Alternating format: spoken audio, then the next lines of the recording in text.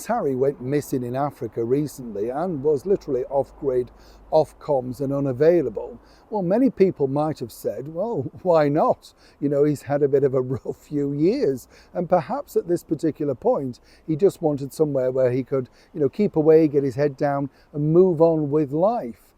But when he came back, there was a sort of catastrophic moment behind the scenes. As ever, let me explain. Morning chums, lovely to see you. Thank you so much for joining me today. And as ever, welcome one and all brand new subscribers.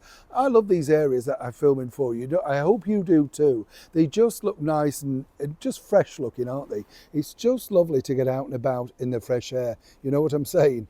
I often lecture you, I know, about, you know, the health and you've got to get out in the light and everything. But winter comes around very quickly. And as I've often said, I know we have many chums in Australia that find it quite amusing that once again, we're circling right back to where we were. And I know that you'll be sending videos and pictures and stuff saying, oh, it's X amount degrees here now, we're on the beach. And I think, yes, I know, but what comes around goes around. And that's really the problem when you think about it with, of course, Meghan Markle and Prince Harry.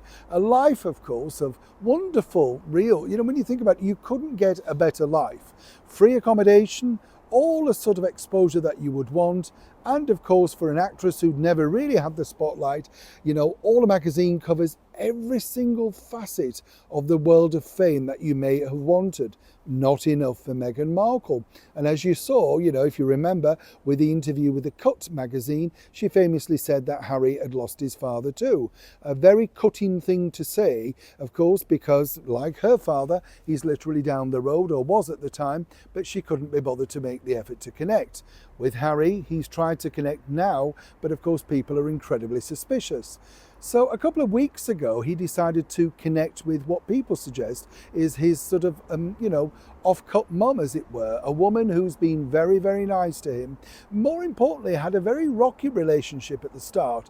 They didn't always see eye to eye because Harry was an untamed teenager, an untamed youth, apparently. But she saw the fact that absolutely she could control him and move him in the right direction. He's always held her up as somebody that he can really openly talk to. And as you can imagine, this has not gone down well with Meghan. Not just Meghan though, with the mother, Doria too. Now the reason behind this is interesting because, as you know, Harry famously also said on the BBC Radio 4 Today programme that, you know, basically Meghan was thrilled to join the royal family because it was a family that she never had. Once again, a tissue of lies when you think, because what we saw at the wedding was just Doria, so it's not exactly a huge family unless you're counting the chickens in the coop. You get the picture. But now, according to the source who works there, an ex-staff member in fact, apparently Doria was very, well, shall we say, offended. Now, the last time that I saw Doria on camera, she didn't look too offended. She looked totally disinterested when her daughter was trying to show her the cooking that she'd done, you know, the sort of thing. If you remember, her arms were folded, she was looking out, and when she said, "What do you think, Mum?" the mother wasn't exactly gushing with praise. According to the source, the bottom line really was that Meghan herself felt that if Harry needed to talk through anything and didn't want to talk to her, well, Doria was always there, an ear available. Very nice thought, as you can imagine. But as the source also pointed out to me, Harry really is struggling, shall we say, to find his next direction. Things are not going well, the security thing fell apart, and more importantly, he's now realised more than ever that he's now been cut off from his family. His elder brother, all his own doing, you know, trust me, no sympathy, all of his own doing, but nonetheless, this is the situation that he's in. But according to the source, you see, Doria felt that she was like his second mother.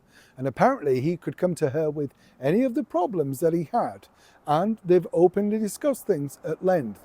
Never forget, of course, it's not just Meghan that has the story.